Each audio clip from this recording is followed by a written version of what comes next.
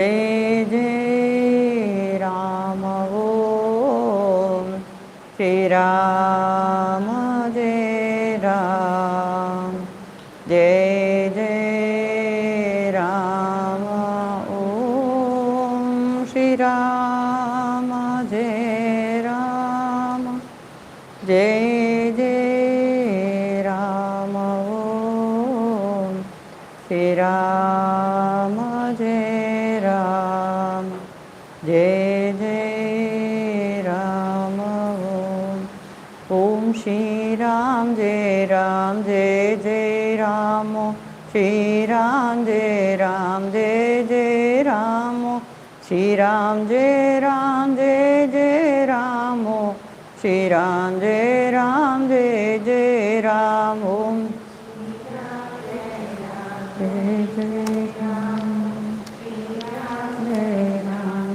जय जय राम ओम श्री राम जय जय राम श्री राम जय जय राम श्री राम जय जय राम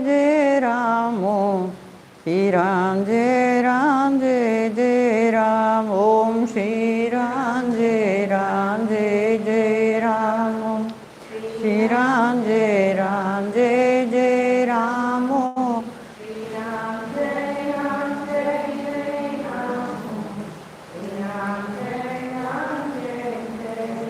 ओम श्री राम जय जय राम श्री राम जय जय राम ओम श्री राम जय जय राम श्री राम जय जय राम श्री राम जय जय राम श्री राम जय जय राम ओम श्री राम जय जय राम श्री राम जय जय राम राम जय जय राम राम जय जय राम ओम श्री राम जय जय राम श्री राम जय जय राम श्री राम जय जय राम श्री राम जय जय राम ओ श्री राम जय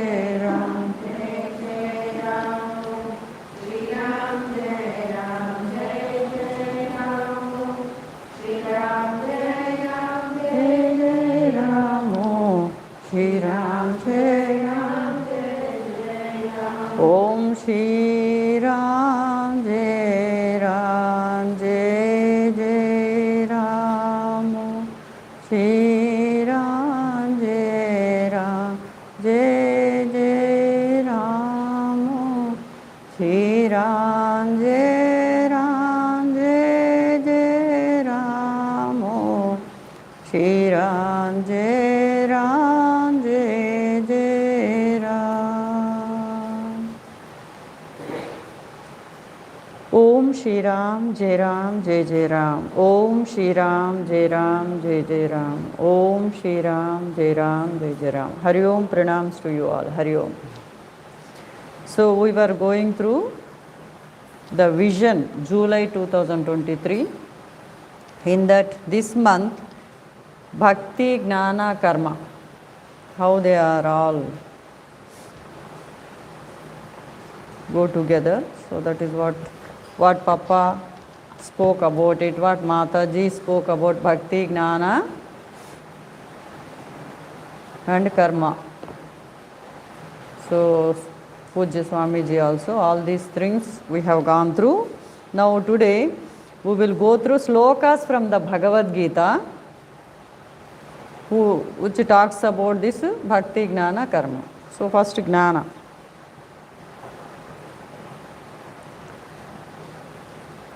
So Lord Krishna has brought out the different facets of Gnana, Bhakti and Karma in Srimad Bhagavad Gita.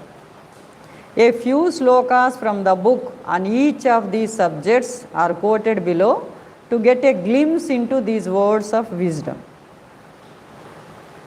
Chapter number 2, sloka number 49.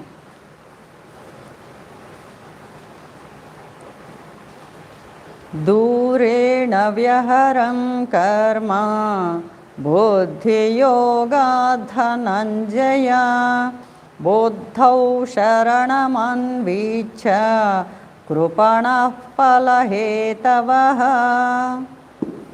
Seek refuge in divine knowledge and insight, O Arjuna, and discard reward-seeking actions that are certainly inferior to works performed with the intellect established in divine knowledge. Miserly are those who seek to enjoy the fruits of their works. So let us see what Pujya Swami Ranganathananda ji has shared.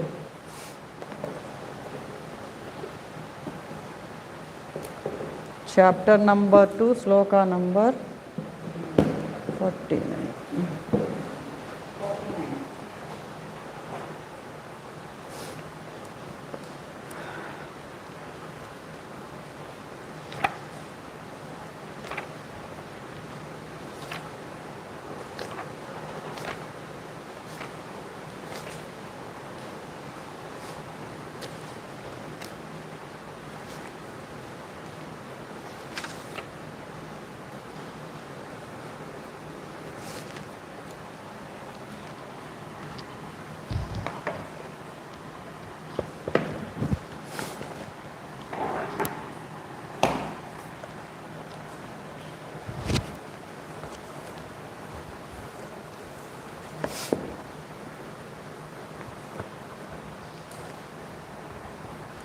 Work with desire is verily far inferior to that performed with the mind established in Buddhi Yoga. O Dhananjaya, seek refuge in this Buddhi, evenness of mind. Wretched are they who act for selfish results. So Lord Krishna is telling, work without desire. Don't expect any fruits. Work with desire, without any desire. Actually, we should deserve it. We should not desire it. If we desire, misery. If we deserve it, we get it. We should try for deserving, not for desire. So work with desire is verily far inferior to that performed with the mind established in Buddhi Yoga. O Dhananjaya, seek refuge in this Buddhi. Buddhi means evenness of mind. Wretched are they who act for selfish results. These few verses in the heart of the second chapter of the Gita are merely conveying a profound philosophy of life for all humanity. Profound philosophy of life to all humanity. And particularly verse 49, which we read out just now. So, durena vyaharam karma.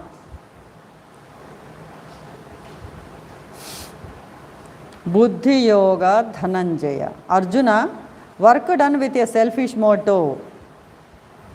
Arjuna, work done with a selfish motive is far inferior to work done from that Buddhi Yoga point of view.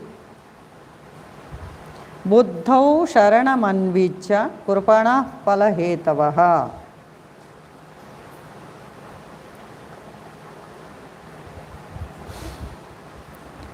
Buddhau sharanam anvicha. Take refuge in Buddhi. Develop Buddhi in yourself. Krupana palahetavaha. Those who run after fruits, they are very small-minded.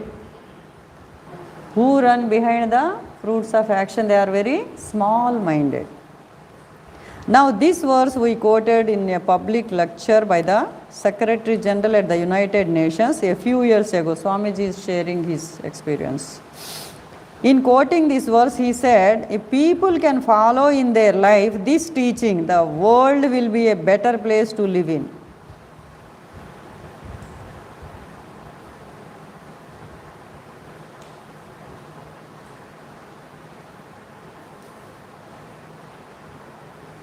If people can follow in their life this teaching, the world will be a better place to live in. Buddhi is a great word in Vedanta, coming again and again in the Gita.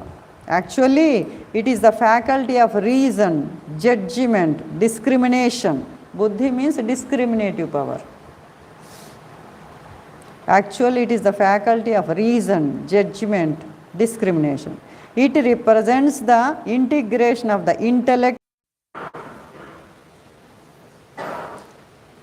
Actually, it is the faculty of reason, judgment, discrimination. It represents the integration of the intellect, emotion and will. It controls or ought to control all the psychic and sensory processes in a human being. This cerebral system is the organic instrument of that buddhi. This cerebral system is the organic instrument of that buddhi. The cerebral system is the latest development of the brain in human beings. That is meant to control and regulate the entire human organism, other than the organism's automatic functions. By understanding this and trying to practice this a little, anybody can develop this buddhi within oneself as an instrument of achieving the goal of evolution of the human stage. It is manufactured out of the psychophysical energy system. It is manufactured out of the psychophysical energy system within everybody. We only purify that energy, refine it, then it becomes buddhi. That psychophysical energy, if we refine it, then it becomes buddhi. I often refer to this subject of refining psychic energy. All high character is based upon the refining of psychic energies. Raw psychic energy gives you crude character. Raw psychic energy gives you crude character. This is a very important subject. We have refineries in India now. We take crude oil and refine that oil. And out of that refinery, we get beautiful petroleum products. Even fine scents you get out of it. Refining is essential so far as crude oil is concerned. Similarly, nature has given to man a wonderful refinery of experience within this human system. Similarly, nature has given to a man a wonderful refinery of experience within this human system. Take crude experience, refine it. Take crude experience, refine it. And then send out beautiful products of character, love, compassion, peace, efficiency of work, dedication, out of the crude energy that you get in yourself. All this can be brought out if we refine it. What are the things we can get it? Love, compassion, peace, efficiency of work, dedication. So out of the crude energy that you get in yourself. This is a subject which every youth must think about and work out in life. How to refine my experience? Today, in the concept and practice of education all over the world, there is very little of this refining of experience. The crudity that has come to our life is appalling. Crudity in ordinary human relations, crudity in politics, crudity everywhere. Education is there, but not refined, but not refinement. Psychic energy is there, but no refining. That crudity is a sign that we have not used our body-mind complex as a refinery of experience. All these ideas pertain to the teaching that Sri Krishna is giving us in this second chapter. Where there is no buddhi, we live and work from a lower level of life.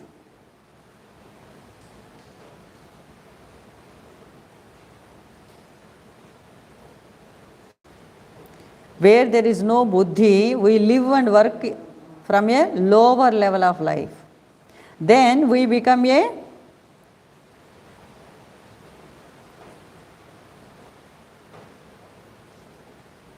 phala-hetavaha, motivated by fruits for oneself. Expect fruits of actions. Expectation will be there. There is no place for you or we. There is no place for you or we at all in our thinking then. Compared to that, all thought and action proceeding from the level of buddhi will seek the welfare of others along with that of oneself. Not only I should be happy, harmoniously living, all others also should live harmoniously and happy. That is how we feel when buddhi is developed. Otherwise, always thinking about me and mine.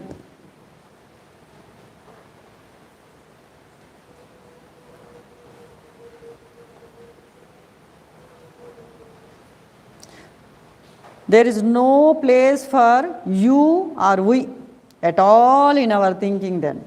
Compared to that, all thought and action proceeding from the level of buddhi will seek the welfare of others along with that of oneself. I also should be happy and peaceful. Let all be happy and peaceful. That's why in our ashram, no, Vishwa Shanti, Nama Japa Yajna for Vishwa Shanti is done.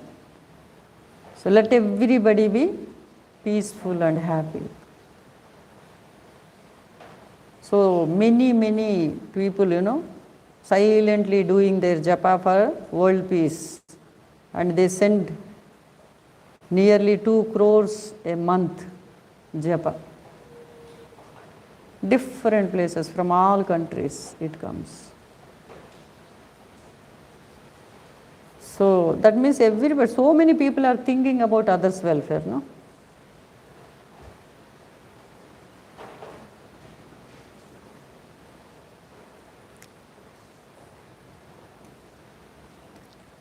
What can I do for you? That attitude will be always there. That is called Buddhi Yoga or Yoga Buddhi. What can I do for you? Not what others will do for me. What can I do for you? That attitude will be always there. That is called Buddhi Yoga or Yoga Buddhi. The only source of high character energy, that Yoga Buddhi is high character energy. That buddhi in you is nearest to the Atman or Brahman.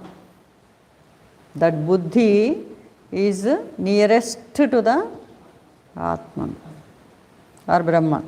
The one divine self in all. The divine self which is there in me is there in everybody. So buddhi is nearest to the Atman. Adi Shankaracharya calls it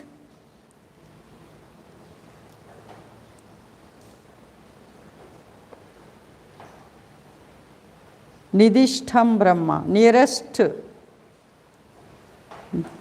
Nidhistham Brahma. So nearest to Brahman. Buddhi has only to turn back. The Atman is there, the infinite one. When we study the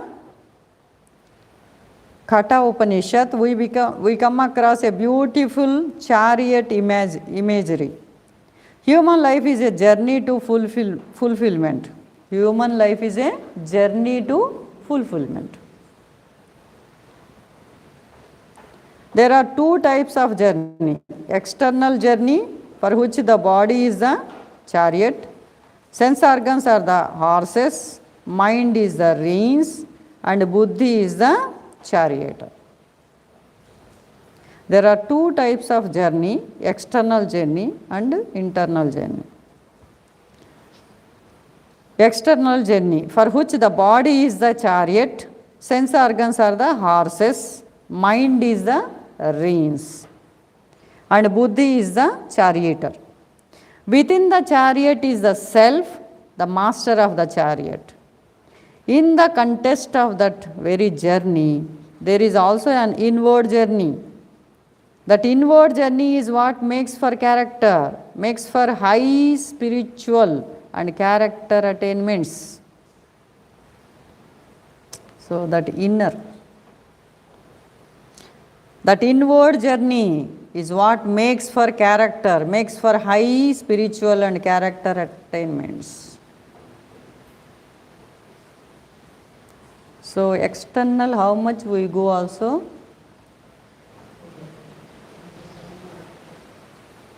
We will be in body level only, no?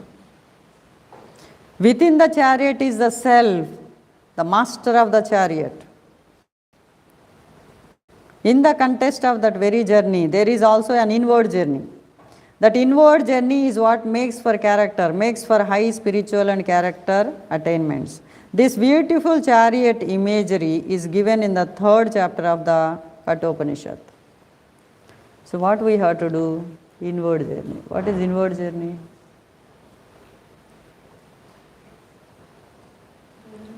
Withdraw the mind, then go within. From objects, senses and sense objects, from the world, then turn the mind towards the self.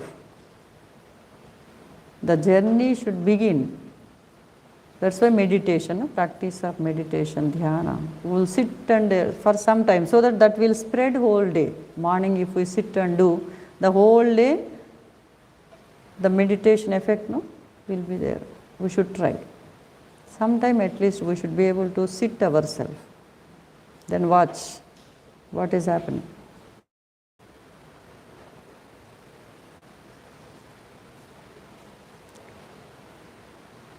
So inward journey is a must.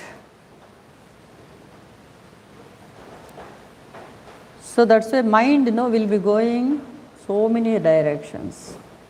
It is very difficult. That's why nowadays many people they try to sit regularly in one time.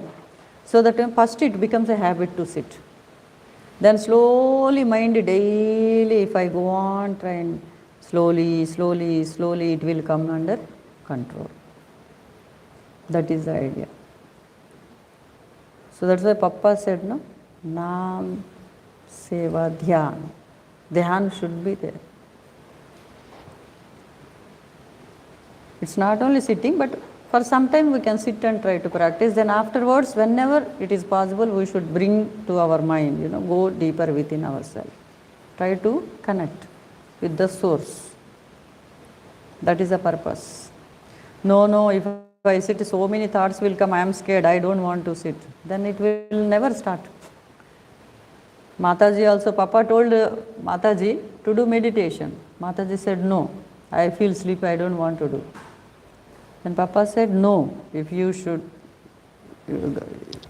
it is without meditation,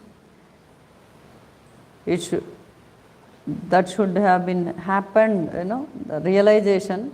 Till now it is not taking place. Now you need is there, that is the reason it is better to sit for meditation. Then Papa advised her to do meditation. Then finally Mataji agreed.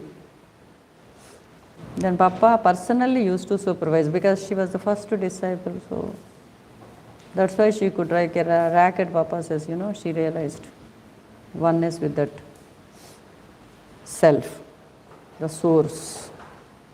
So we also better to try. Otherwise we will never start. So sometime we should fix. Because sometimes, alone sitting also maybe it is difficult. That's why nowadays, Om Shri Ram, Jai Ram, Jai Ram, Papa. So much of wind.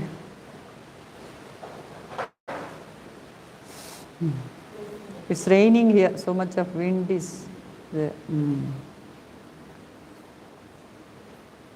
That's why Papa Ramte does also to start. Since Guru Purnima, yesterday we started sitting for 1 hour. Because daytime everybody is busy, night before going to bed. Morning each one they are fresh, they can do themselves. So evening 9 to 10 before going to bed. We thought we'll sit for 1 hour. All of us will sit. That becomes a practice. It becomes a slowly habit. 9 o'clock means usually all works will be over, everything will be over, most of the people will be free. So yesterday started, few of our friends joined. Today also it is there. Every day we thought we will just sit 9 to 10 before going to bed.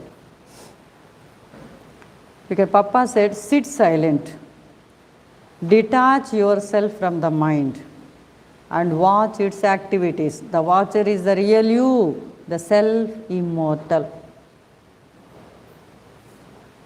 These are the Papa's words. So trying to sit silently for some time. Then Papa said, beginning mind may be wandering, so chant for some time. While chanting, we hear our own chanting. Then slowly mind becomes little calm. Then start watching, observe.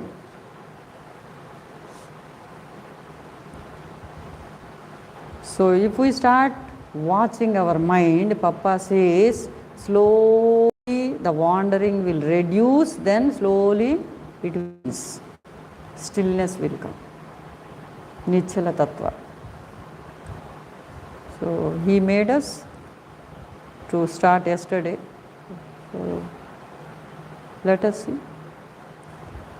But regularly we should just sit. Mind may be wandering, we should not get worried and all. In the beginning it will be there. We should try. So Papa will guide us.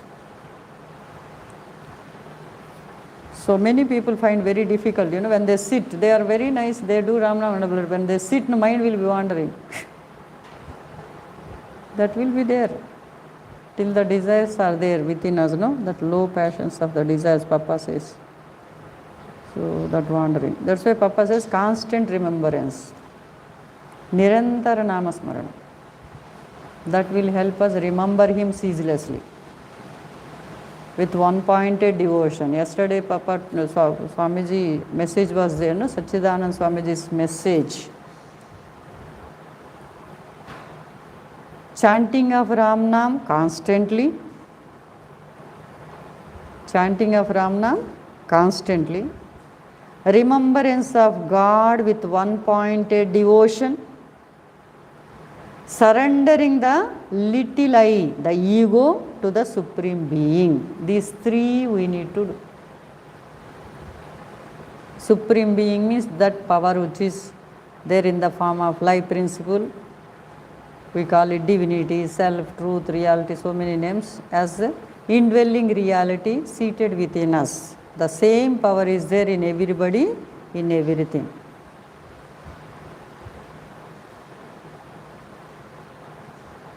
So to that power we surrender. Surrender means whatever is happening, it is happening by His will for our ultimate good, which we can't understand, because it is done by that power in anybody. In everybody that power is there, God is there. Whatever is done, it is done by Him only. God is always loving, compassionate. Nothing can be done wrong. No?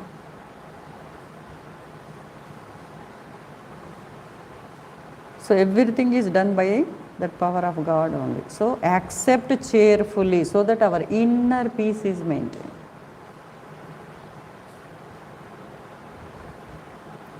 It is His will.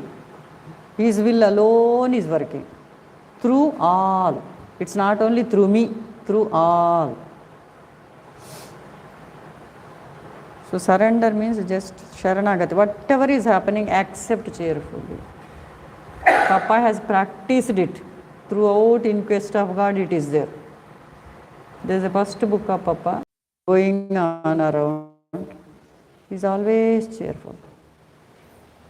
Sometimes he gets food. He was cheerful. Sometimes he won't get food. He was cheerful. Sometimes somewhere he goes, darshan is there. He was happy. Sometimes he goes, darshan is denied. He was cheerful. There is no, he was with that same bliss. So that state will come by understanding. It is His will alone which is working everywhere.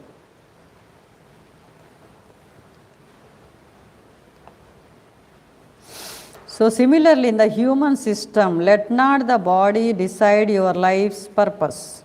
Let not the sensory system decide it, not even the psychic, but let the buddhi decide the course of our life's journey. The mind is stingy. That is the meaning of krupana. Here it means you are petty, small. Nothing big will come out of you. So verse 49 conveys a beautiful idea of work and life of every human being.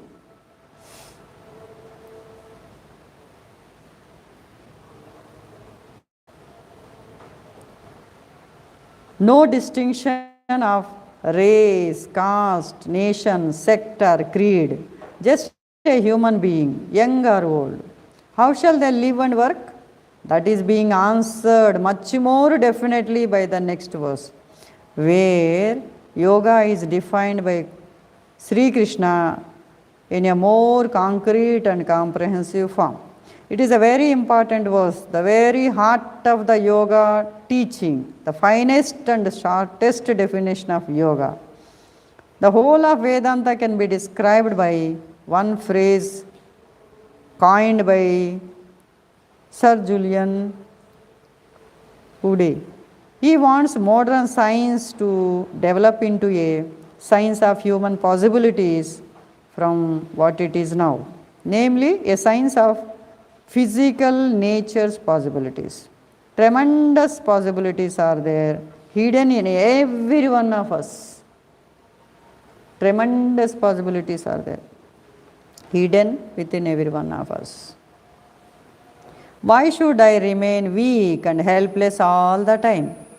Parallel development must take place in the body, mind, and spiritual fields of life. Parallel development must take place in the body, mind, and spiritual fields of life. These ideas are conveyed through these verses in the second chapter. And the whole thing is set in the context of a person of work, not at prayer, meditation, or mystical absorption. The person who is in the field, who is working, for them it is given. And it is not a sannyasi given to a sannyasi or a mahatma, nothing like that. A family man has given the knowledge to a family man. Krishna has given the knowledge to Arjuna. Very much connected to our lives.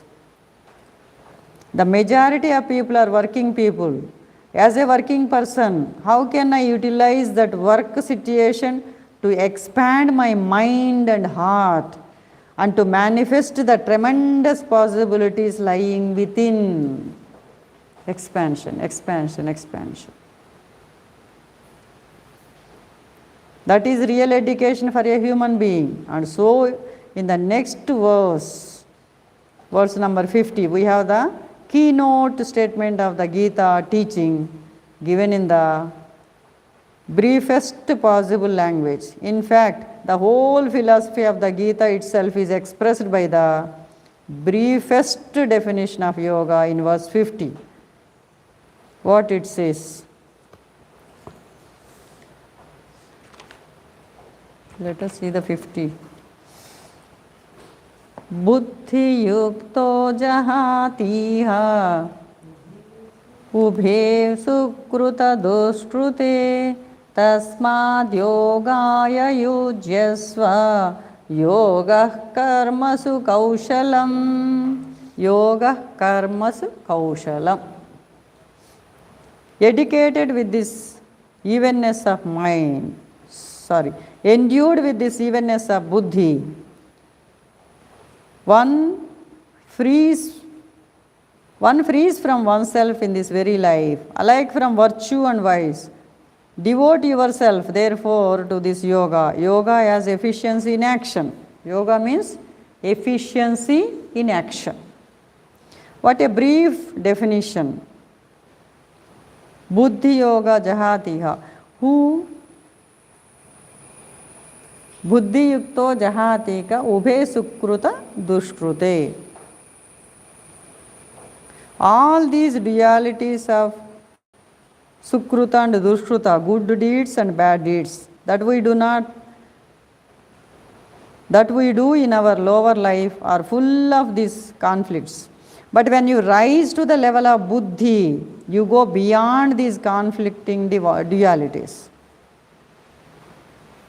Buddhi yukto jahatik ubhe sukruta dushrute. Buddhi yukta jahatika. Therefore, yoga karmasu kaushalam.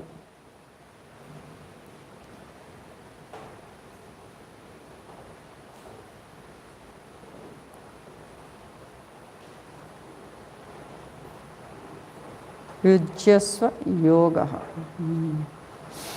Connect yourself with this philosophy and technique of yoga. Get your whole mind and heart established in yoga. Then what is yoga? The last phrase explains it. Yoga karmasu kaushalam. Yoga karmasu kaushalam. Yoga is efficiency or dexterity in action. You are working. That is beautiful. It can become not only a means for your worldly welfare, but also a school of your own inner development. Work is not only for outer this thing, inner development. The teaching in no other religious literature in India or abroad, you find this definition of spirituality. Spirituality is defined here as efficiency in work. What kind of definition it is? It is a combination of productive efficiency without and spiritual efficiency within. Productive efficiency without and spiritual efficiency within. That is called yoga. Yoga karmasu kaushalam.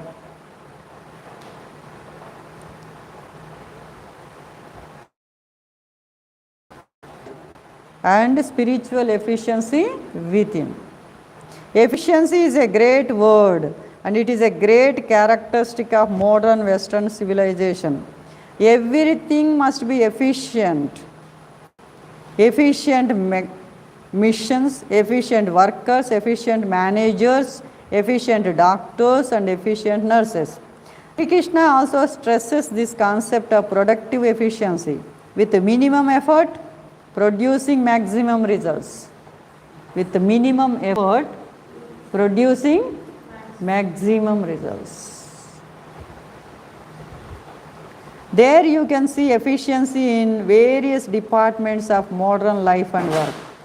Accepting this, the Gita introduces a second and higher dimension of efficiency, which is greatly needed today in our civilization. There are two levels of efficiency in work.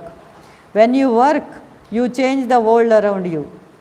When you work, you change the world around you. It is work that changes the world around you. You dig a pit. If the world is changed thereby, you build a house. The world is changed. And today, you build so many industries and other things. The world is changed.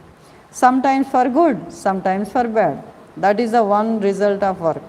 You change the ratio of forces around you by the work that you do. That is one aspect of work that is highly emphasized in modern Western civilization. And that is being accepted by non-Western countries as well. But Sri Krishna emphasizes a second aspect also. Sri Krishna emphasizes a second aspect also, which is much neglected to modern civilization. It refers to what has happened to your mind. It refers to what has happened to your mind by that productive efficiency. We are working externally for productive efficiency. What is happening to your mind at that time? It refers to what has happened to your mind by that productive efficiency. Has that work done any good to your mind?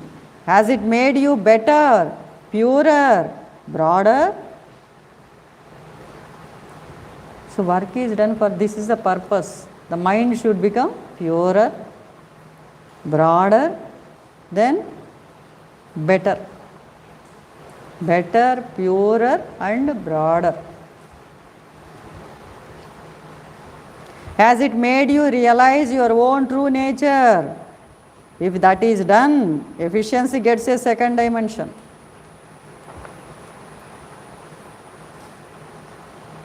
So our work should bring us what? Purity, expansion of our vision.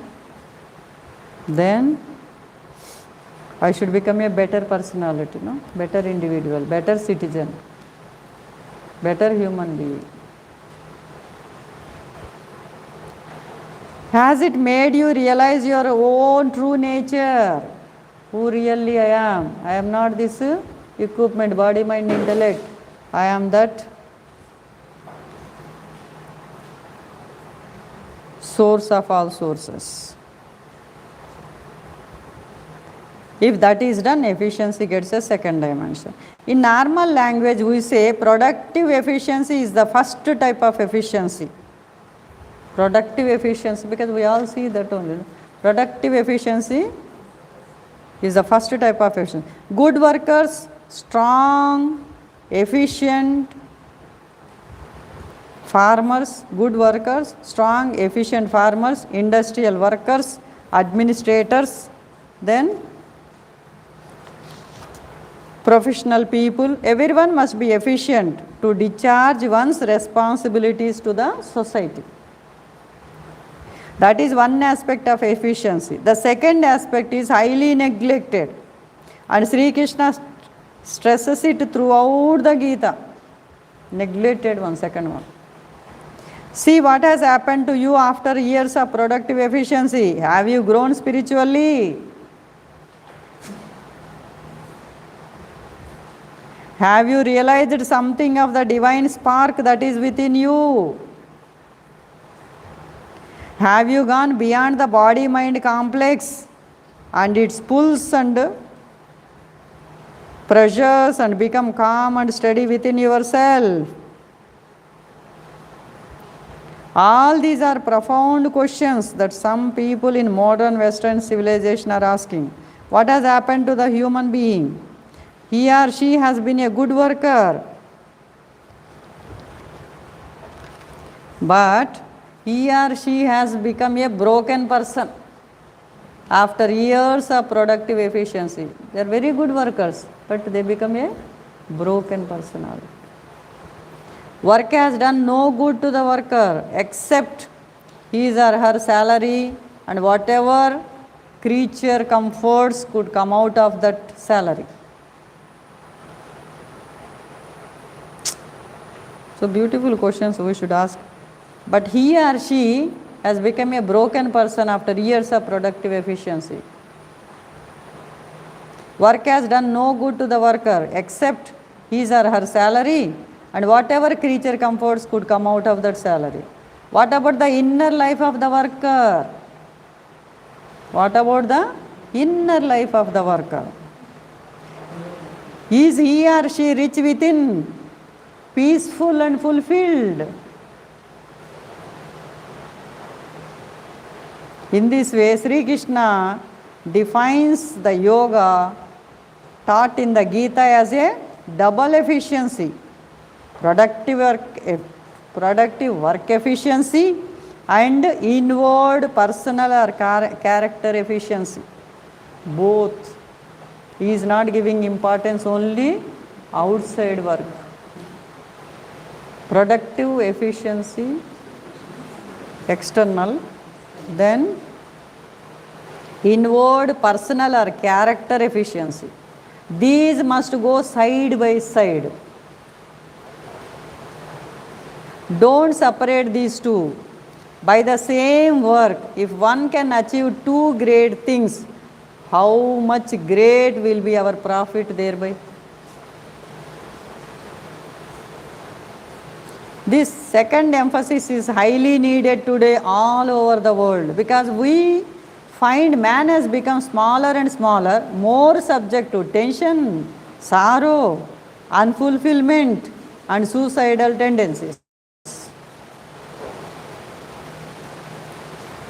All these things are there in this most efficient technological civilization. Man has become a creature of the environment, Jantu. That is creature as we call it in Sanskrit, Jantu. Because we neglected the second dimension to the concept of efficiency. The Gita gently advises all working people to take care of this also.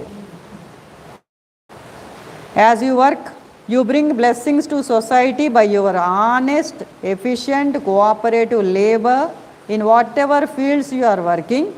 See also that your inner life becomes qualitatively richer, full of joy, full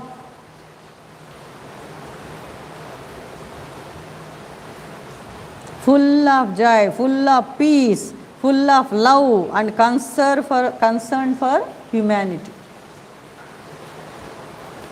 As you work, you bring blessings to society by your honest, efficient, cooperative labor in whatever fields you are working.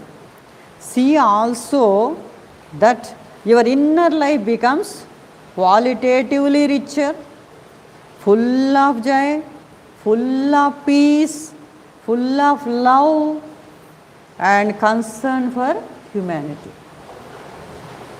This is spiritual growth. Then only we can call we are spiritually growing. Otherwise, we are only thinking we are growing. But there are no signs. That is spiritual growth. Today we can call it a qualitative enrichment of human life. Qualitative enrichment of human life. And this is the first time modern science, especially 20th century biology, is stressing the importance of quality in human life. Earlier the stress was all on quantity, but today evolution at the human stage needs this criterion of quality to show that there is progress. What is that quality of your life? Quantity of production, quality of consumption. We stress again and again. And all work efficiency goes for that. And this consumption goes on, developing even beyond the luxuries of life. And a mad consumerism has set in. That is civilization today.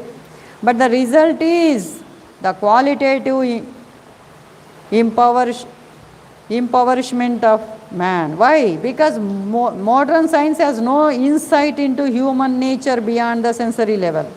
Therefore, one aspect of efficiency is stressed and other is neglected. Inner is neglected always. We also give lot of importance running and doing outside, out, what you know. Inner what is happening, we never look into it. Don't pay much attention. The second aspect is slowly attracting the attention of the modern mind. That there is a science and technology by which you can enrich yourself qualitatively. You can enrich your life qualitatively. This warning is being given now by some of the scientists themselves. I refer to the British biologist Sir Julian Huxley. In his lecture on the evolutionary vision at the Chicago Congress of Scientists celebrating Darwin centenary in 1959, he refers to this subject, evolution after Darwin. So once we truly believe that man's destiny is to make possible greater fulfillment for human beings, once we truly believe that man's destiny is to make possible greater fulfillment for human beings and fuller achievement by human societies, utility in the customary sense becomes subordinate. Quantity of material production is, of course, necessary only up to certain degree. More than a certain number of calories or cocktails or TV sets or washing machines per person is not merely unnecessary but bad. Not only unnecessary, it is bad. Quantity of material production is a means to a further end and not an end in itself. Now Sri Krishna foresaw this kind of difficulty for humanity. He was a great worker himself, and so he developed a philosophy so many thousands years ago, where efficiency gets a double dimension, where quantity and quality go together. Quantity also should be there, quality also should be there. Both should go together. And those who work efficiently peaceful. Are those who work efficiently peaceful? People who are efficient, are they peaceful also? Both should go hand in hand. That is what he is questioning. Can they live at peace with each other? Serve each other? These are all important questions. We shall succeed to abolish war, violence and crime from society by this qualitative enrichment of human life. There is no other way except this. But we in India have been neglecting the work side of our life. We in India have been neglecting the work side of our life. We have to develop that side very much today. Our problem, like poverty and backwardness, cannot be overcome without stress on work, efficient work and teamwork. These are all great demands on our national character today. When we become good workers, producing goods and services, we shall solve the problems of mass poverty in India. All the 800 million people, well fed, well educated, well housed, what a beautiful development will it be. So, productive efficiency is a profound message for all of us in all these developing countries, especially for India and Africa. But even in the course of developing, so we should not neglect the second dimension. We have already started neglecting it, and we are already reaping its bitter fruits. More of mental tension, more of strain, more of breakdown, all these things are also coming to us, and to us till now. Religion means only doing some ritual or paying some money to the priest to do the ritual. This is exactly what is happening. And to us till now, religion means only doing some ritual or paying some money to the priest to do the ritual. No benefit is going to come to you thereby unless your mind is trained. Unless your mind is trained, no benefit. All happiness and peace come from and in the mind. They do not come from outside. All happiness and peace come from and in the mind. They cannot come from outside. Mind is inside. So this training of the mind must go on as part of work that we do. So while working, the mind should be trained. Morning we were sharing, no? Everything should be done with gratitude and love. That is a training. Training the mind. That is what Papa said. Seva means training the mind to do with love and gratitude.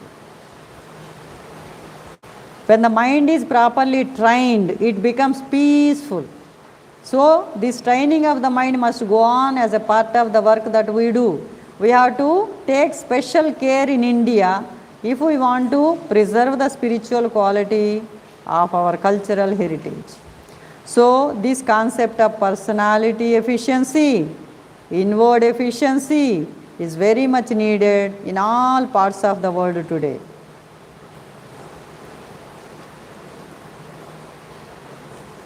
So Swamiji, for one sloka, so many pages he quoted, but this is beautiful. Outward work efficiency, productive efficiency, that also is needed. Otherwise we will be backward. No? Then inward, what is needed? Huh? Spiritual growth. All those good qualities should develop. Work should give us all that. Expansiveness, purer, better, broader.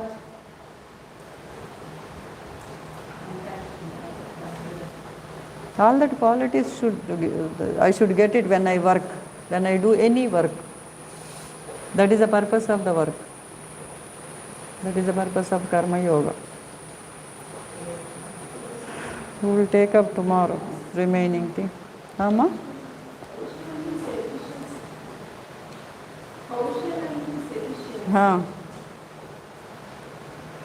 Yoga, karmas, kaushalam. Yoga, karmas, kaushalam. In one word, beautifully, so much is kept. Bhagavad Gita, that's why one word to understand, we need masters. Yoga, karmas, kaushalam. Dexterity in action, efficiency in action is yoga.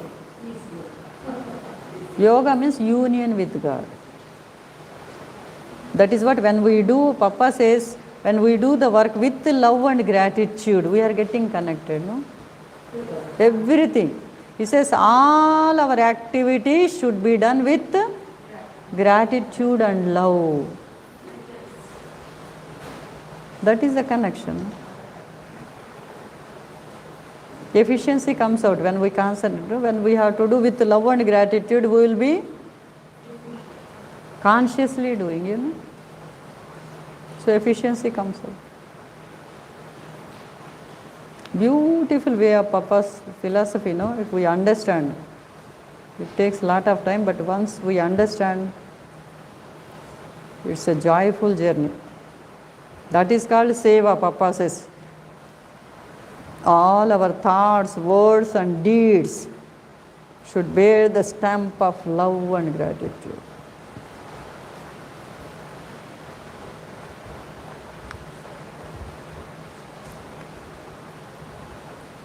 So we'll continue tomorrow. It's already 4:30. Om Shri Rama Jai Rama Jai Jai Rama Om Shri Rama Jai Rama Jai Jai Rama Om Shri Rama Jai Rama Jai Jai Rama Om Shri Rama Jai Rama Jai Jai Rama Om Shri Rama Jai Ram Jai Jai Rama